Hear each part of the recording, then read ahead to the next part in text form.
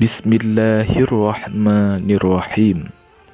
Assalamualaikum warahmatullahi wabarakatuh.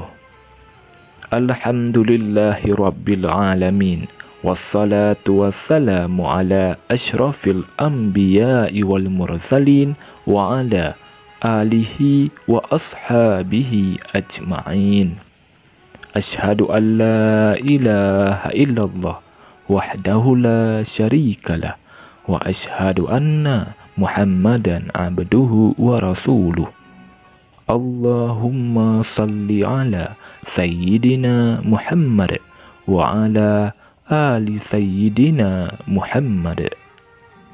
Syukur alhamdulillah kita dapat berjumpa kembali di channel ini.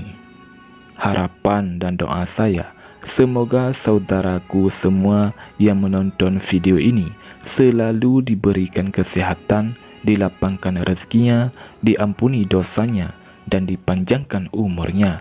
Amin. Amin. Ya Rabbal Alamin.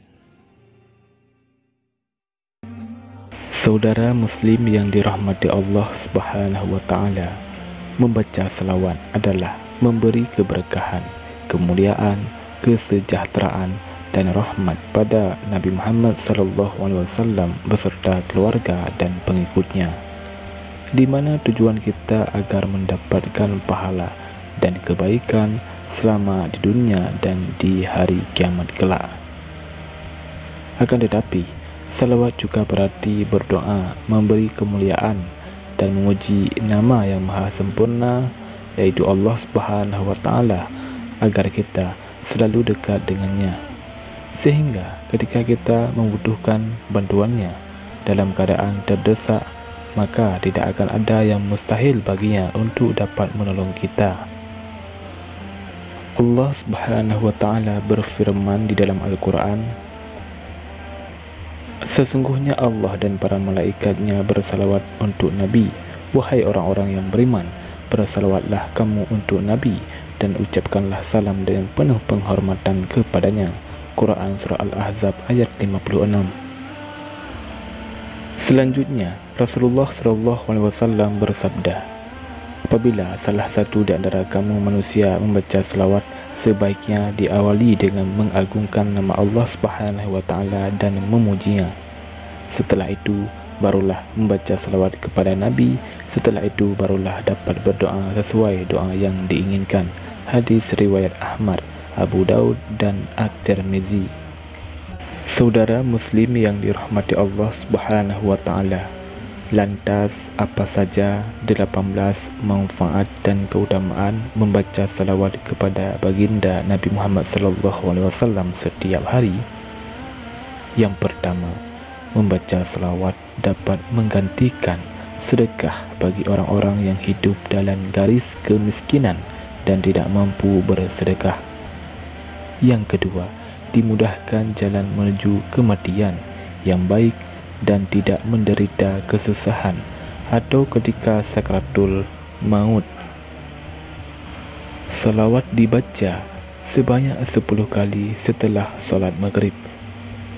Yang ketiga, terhindar dari rasa gelisah, kekhawatiran, kepanikan, kecurigaan, dan rasa kebingungan akibat masalah yang sedang dihadapi. Yang keempat, dapat dibukakan pintu rezeki seluas-luasnya dan dilapangkan segala urusan dunia tanpa ada masalah. Membaca selawat dibaca sebanyak-banyaknya setiap hari. Yang kelima, dapat menghapus dosa-dosa kecil yang disengaja ataupun tidak sengaja yang telah berlangsung lama atau baru. Salawat dibaca 80 kali pada hari Jumat setelah solat asar. Yang keenam, dapat terhindar dari tipu muslihat dan godaan setan atau jin kafir yang hanya menggiring kita kepada perbuatan dosa yang nantinya akan merugikan pihak lain. Yang ketujuh, dapat terhindar dari hasutan, gunjingan buruk atau fitnah dari orang-orang yang memiliki pikiran jahat yang di dalam hati mereka dipenuhi rasa iri, dengki, dan amarah. Salawat dapat dibaca sebanyak 1000 kali. Yang kedelapan, dapat diberikan keselamatan oleh Allah Subhanahu wa taala terhadap bencana alam atau bencana lain yang dihasilkan dari perbuatan jahat manusia.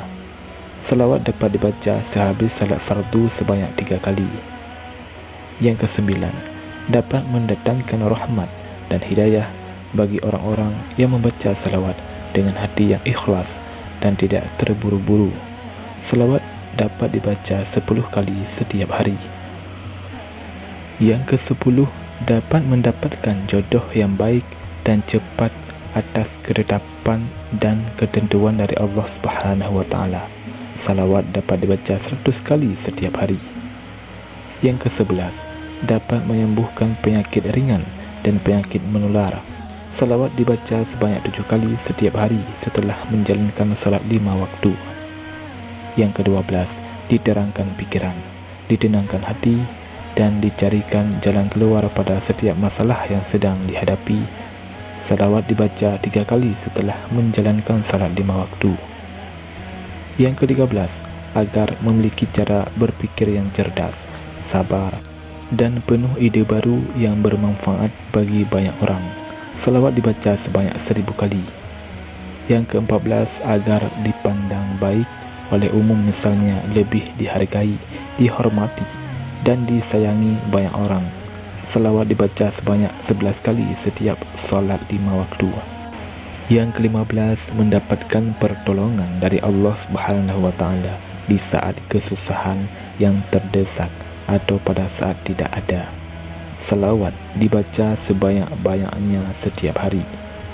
Yang ke-16, apa yang dilakukan dan direncanakan agar berakhir dengan keberhasilan asalkan yang dilakukan sesuai dengan kaidah Islam dan tidak merugikan pihak manapun.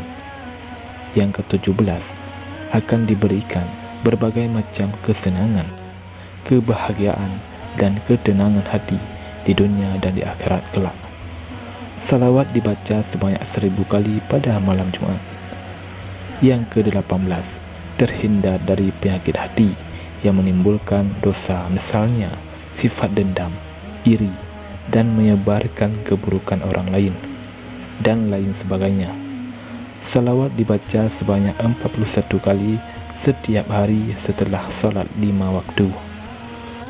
Saudara muslim yang dirahmati Allah Subhanahu wa taala, Rasulullah SAW bersabda, "Perbanyaklah salawat kepadaku pada setiap hari Jumat, karena pada hari itulah salawat umatku akan diperlihatkan dengan jelas padaku pada setiap hari Jumat. Dan barang siapa yang banyak bersalawat kepadaku, maka dialah yang paling dekat denganku ketika hari kiamat tiba." Hadis riwayat Al-Baihaqi. Demikianlah 18 manfaat dan keutamaan membaca salawat kepada baginda Nabi Muhammad SAW setiap hari. Saudara muslim yang dirahmati Allah Subhanahu wa taala, marilah sama-sama kita senantiasa untuk memperbanyak bersalawat kepada baginda Nabi Muhammad SAW minimal 100 kali setiap hari. Semoga Allah Subhanahu wa taala melimpahkan rahmat, memudahkan segala urusan, dan mengabulkan semua keinginan kita. Amin ya rabbal alamin. Wallahu a'lam bishawab. Assalamualaikum warahmatullahi wabarakatuh.